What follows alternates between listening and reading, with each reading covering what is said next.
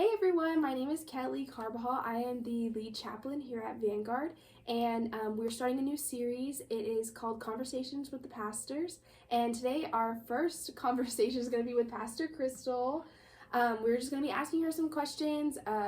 Some of them are super deep, some of them are just questions to get to know her and get to know who she is behind, just being a pastor. Just get to know the real Krystal, I guess you could say. But yeah, so we'll go ahead and start with our first question. So I guess the first question I would probably ask would be like, what's the best piece of advice you've ever been given? That's a good question. I think so. My grandpa I was super close to my grandpa growing up. And I remember as he got older in life, he came back to know the Lord. Like he was raised to know the Lord, but definitely had a time off. And so he had told me, one time, like, Mija, don't wait until you're older like me to serve God. He's like, I wasted so many years, and he did like amazing things in his life. He's like, but I wish I would have had more years to dedicate to serving God. So he would tell me, like, don't wait till you're older. Like, do it while you're young. Do it all the days of your life. Like, use your youth, use your adulthood to serve God. So I think I've always remembered that and tried to do my best to live it out. Yeah, that's really good. I guess that kind of leads into our next question. So another question I have is, what is the best part of pastoral ministry, or like getting to be a pastor? And it could be like even your season of being a youth pastor or now a campus pastor. You can like touch on those both seasons and just how they've been impactful to you. Yeah. Okay. First thing that comes to mind is when I was in Bible school, I had a professor tell the class, what a pastor does behind the pulpit is only like 10% of what a pastor does. It's the 90% off of the pulpit. That's really like where pastoral work happens. So it could be anything from like when I was youth pastoring, like playing a game of horse with one of the youth, like, playing basketball, or we shared a shopping center. Our church was in the same shopping center as a McDonald's. So going to McDonald's with them after service and just hanging out and having conversation. Like here at Vanguard, like I love chapel, I love organizing chapel, but my favorite thing is just sitting with students one-on-one, hearing their stories, sharing mine, and just being able to do that one-on-one pastoral care. Like that's my favorite part of pastoring, I would say. Yeah. And it also touches on like the need for community. Like, even though you have a title as a pastor, you still need community and you still crave that community environment, whether it's like ministering to us as college students, or when you're in the youth pastor position, ministering to young or adolescents, kind of like kids, well, not really kids, but like youth, like that middle school to high school age. And then just getting to like minister the people around you that are like the same level, like pastors, fellow pastors, and then like faculty or even like people above you. You still need all those different areas to be able to have community. I think sometimes people think like if you have a title, like you're not as approachable, but and I feel like even when you have a title in front of your name, like you want community, you hunger for community, especially like me. Like I tend to be more on the introverted side, and like even as a pastor, like it's so hard to sometimes just to go and strike up a conversation with somebody. So like if you're watching this and you see me on campus, please come up to me and say hi, help me help you, and and we can get to know each other more that way, because sometimes it is hard and challenging. It can be like, oh man, but the more we can engage in conversation with each other, break the ice, get to know each other, I think beautiful things can happen. Yeah. And it's like, yes, you are Pastor Krystal, but you're also Krystal, and like you're a human as well. And so I think that's really good that you were like, like, come talk to me, let's go have coffee. Pastor Krystal is always down to have Starbucks. I am. Anything with caffeine in it.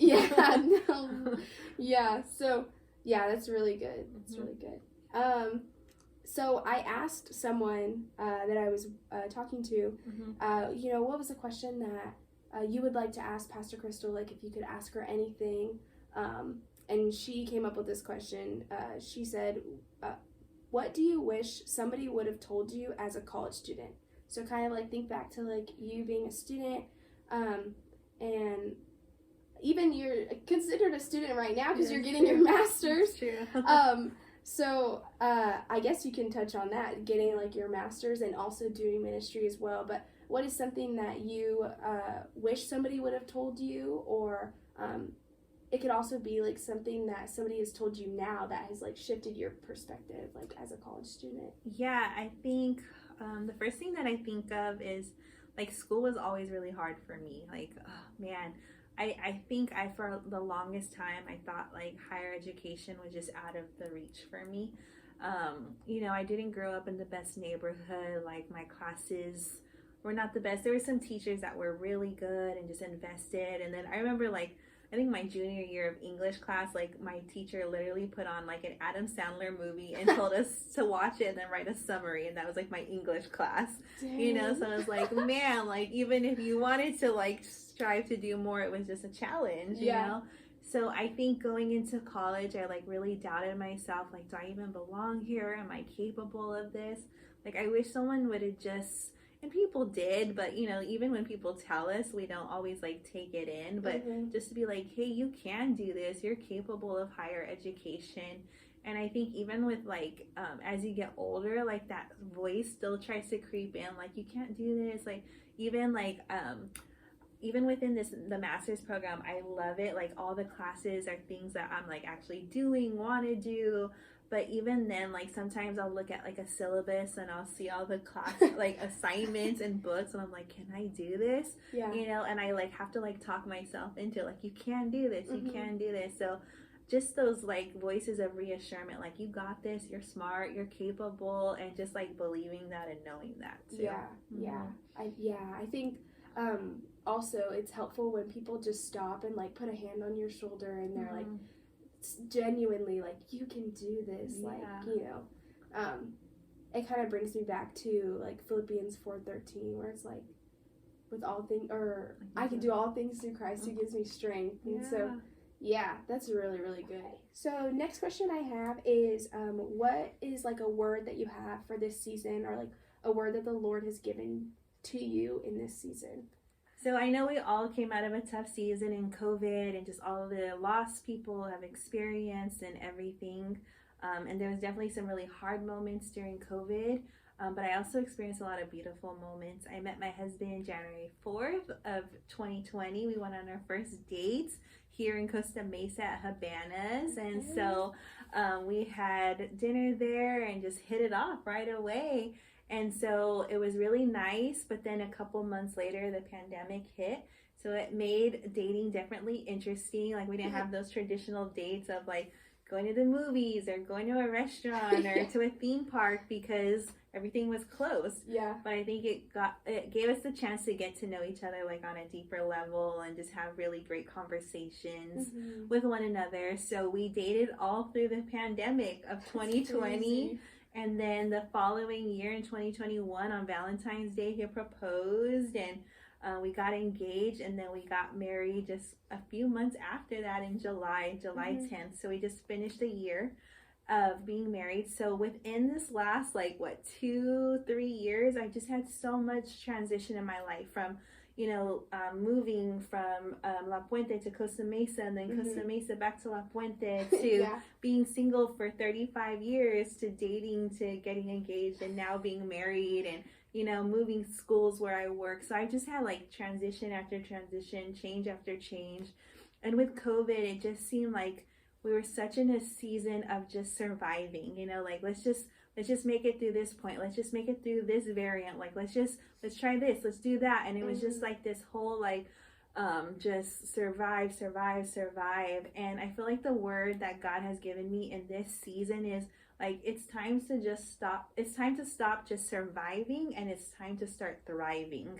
We've been through a lot, but it's strengthened us as well. And I've always been a creature of habit and don't like change. I like consistency, and that just all got thrown out the door the last 3 years. But if anything, I feel like it's helped me to know, even in the midst of transition, even in the midst of change, even in the midst of hardships, like God is with us and moving us, and it's not just surviving anymore. Like I love what God is doing on our campus, in our chapels, in prayer meetings, in the dorms, wherever you're at. Like I feel like everybody can kind of sense that, like, it's time to thrive, it's time to go deeper for all that the Lord has for us, because I think we're all kind of over just surviving, and we want to step into thriving. So that's my word that I feel like God has placed on my heart, and a prayer that I have for Vanguard and for students. Like, we're done just surviving. Let's start thriving in all that we do for God, in our academics, and our social life, and community. Like, there's so many areas that God's calling us to thrive in. Yeah, that's really good. Okay. So I have some, like, rapid fire questions. Right. Just questions that, I don't know, we're always asking, like, super, like, deep questions, especially to, like, our pastors and stuff like that. So maybe some questions that some people don't really ask you or don't really know about. Okay. So outside of the office, what is your, like, favorite thing to do, your hobbies, something that, like, people don't know, like, when you go home, like, what do? Do you just sit and eat popcorn in your pajamas? Or, like, are you like, let's go out? All right. Yeah. Well, I'm a big Disney person. I'm a Disney pass holder. So I go with my cousins and friends probably, like, once every other week or so. I'm a big, like, me and my husband, well, it's more me who likes trying new places. So, like, I'll just go on Yelp and find, like, a spot that has good ratings, and we'll go and try that spot. We're huge because we met through the pandemic. Like, all we could do is play board games and stuff. So we're big on, like, Bananagrams, Monopoly, Uno, Scrabble. We play Tetris on the PlayStation together. So just, like, big gaming board games for fun, trying new places to eat. Yeah, stuff like that. That's cool. Cool. Okay, and then I have what is your favorite fast food chain? Like, if you could only have that one fast food for the rest of your life. And it, like, has to be like a big chain, fast food chain? It chain? could be big, it could be small. That's a good question. Fast food chain. Man, I really like Thai food, but I feel like there's no, like, fast food chain for Thai food. Yeah, I don't know. One place. I guess my go-to answer right now at this particular moment would be Chipotle. I don't know. Do you have, like an order that you're, like, set in? You're like, this is what I get, so I have to get every time? Yeah, it's gotta be, I get a bowl with a tortilla on the side in case I feel like having a tortilla on the side. White rice, black beans, chicken, the hot sauce, the red one. Oh, yeah. If I'm in the mood, I'll put some corn on it. Not always, though. Yeah. Cheese, guac. That's it. That's good. Yeah, their cheese is actually really good. Oh, and when I'm feeling really cheesy, I put some queso with the cheese. Really? I've never had their queso. Is it good? Yes, I feel like in life you can never have too much cheese. If someone asks me what my favorite food is, my answer is cheese. Cheese, like brie, Gouda, Swiss, all of them. Pepper jack, cheese whiz, string cheese. Yeah, like when you put on, like, the wheat thins, the leaning tower of cheese. Yeah, I love cheese. Okay, what is your favorite movie? This could be, like, Disney or not Disney, anything like that. My favorite movie. So I think my favorite movie, but I hate the ending, is A League of Their Own. It's based on a true story of when the men went to war and the women had to started playing baseball, Major League Baseball. Yeah, I love that movie. Yeah, that movie's really good. Yeah, and Tombstone. I love Tombstone. Really? Okay. Yeah. Okay. And then another question that I had was, what was your first job? Ooh, my first job. I mean, like, when I was a kid, I did, like, your uncle hires you to do something around the house or feed someone's dog. Yeah. But I think my first job was, it was, like, at this, was that my first job? Yeah, I know. My first job was working for Mrs. Fields Cookies in the mall.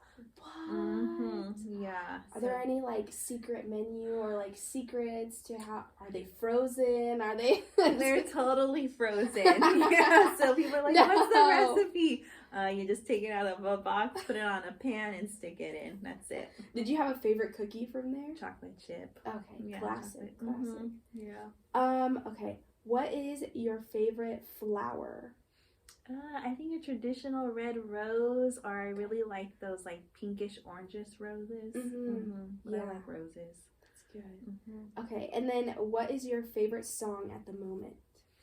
Ooh, I don't even know who sings it, but it comes on the radio all the time, called Joy. It's like a spin off the classic I Got a Joy Like a River, but it's like has a gospel tone to it. Is it? I don't know. All I'm thinking of is like Joy in the Morning and Joyful. Yeah, by Dante Bowie. Yes, that one. Yeah, yes, that's that like one's my jam really right good. now. Yeah, that's like a good like Monday song. You know, when you're like, oh man, I gotta get up and go to work. Totally. That's a good song to get you up in the morning. Okay, and then your go-to Starbucks order. Like if somebody was like, I don't know what to get at Starbucks, can you help me? And you're like, maybe for like coffee lovers and then non-coffee lovers. Ooh, okay. Like my two go-tos are caramel macchiato iced upside down. That way you don't have to worry about shaking it up. Yeah. I didn't know that was a thing, but I'm so glad I learned. And just an iced vanilla latte. I love lattes. I think any lattes from there are good. And then I would say their refreshers. Their refreshers are good. Yes. And in the morning, like I'm such a sucker for a plain toasted bagel with cream cheese. It's my go-to order. Have you tried their bagel bites? No, They're I should try them. Yeah, they're like, well, some people say they're good. Some people are like, meh. But they have cream cheese inside of them. So like when you take a bite, it's like doesn't work cheese for you. Yeah. Try this. Okay. And then let's see. Oh, what is your favorite holiday? And then also like what's your favorite holiday tradition for that holiday? Okay. My favorite holiday is definitely Christmas. My husband's really big on Christmas too. Oh. In fact, before we even went on our first date, we were emailing and talking. And I remember it was December of 2019. And he sent me a picture of his Christmas tree all decorated. And he put, who knows, Chris, like he calls me Chris. Who knows, Chris, maybe next year you'll be helping me decorate my tree. And then we were. Like, what? Yeah. So that's Christmas so is my favorite. Like, it just brings back like childhood memories of spending time with my family.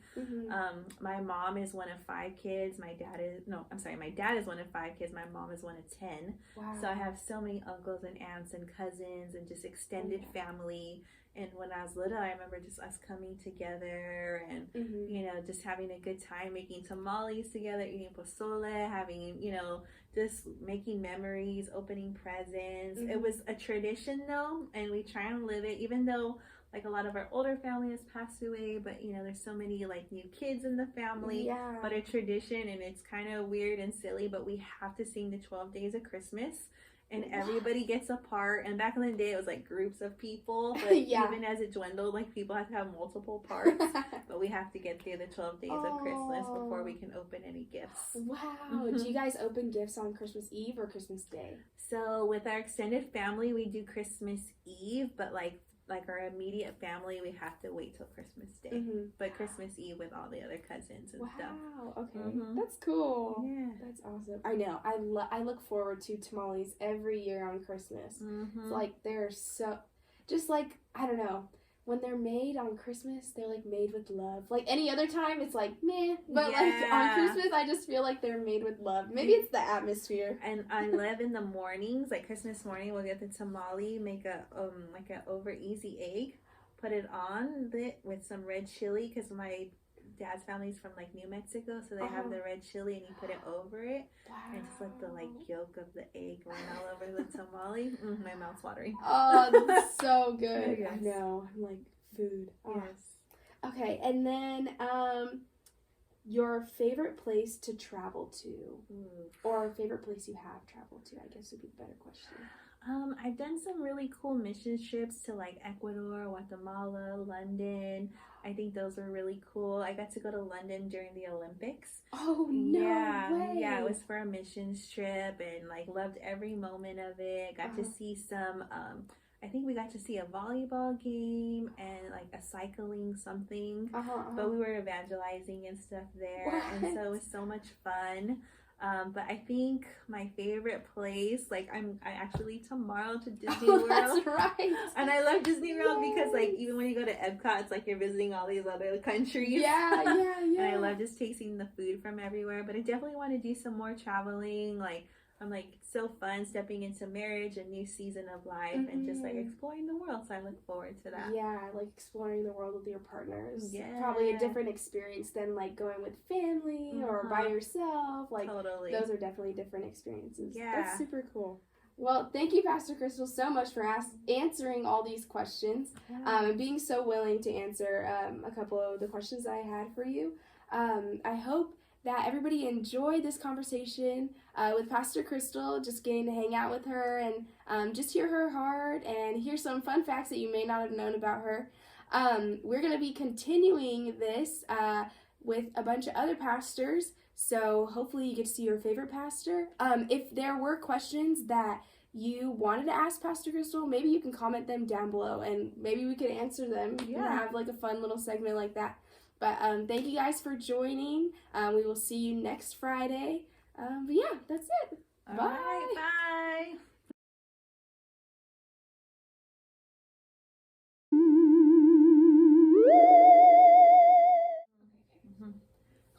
Okay, to that effect. No, it's good. Okay.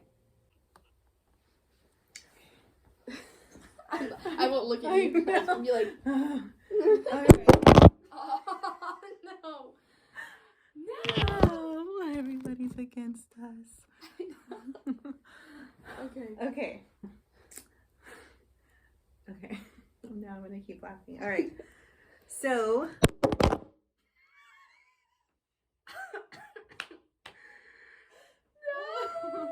Definitely have to do a blooper section. We do. Okay. I think we should do bloopers. Okay. And sounds good. Okay, Yeah. we'll close it out. Cool. Okay. All right. Well, thank you, Pastor Krystal, for. Okay. Hang on. Like. We're all like, yeah. Okay. I know it's still recording. That's a good sign. Yeah. Some were super like. Right. Wait. Okay. Hang on. Let me start that over. You're good. Okay. All right. Yes. Yes. And it didn't stop. I know.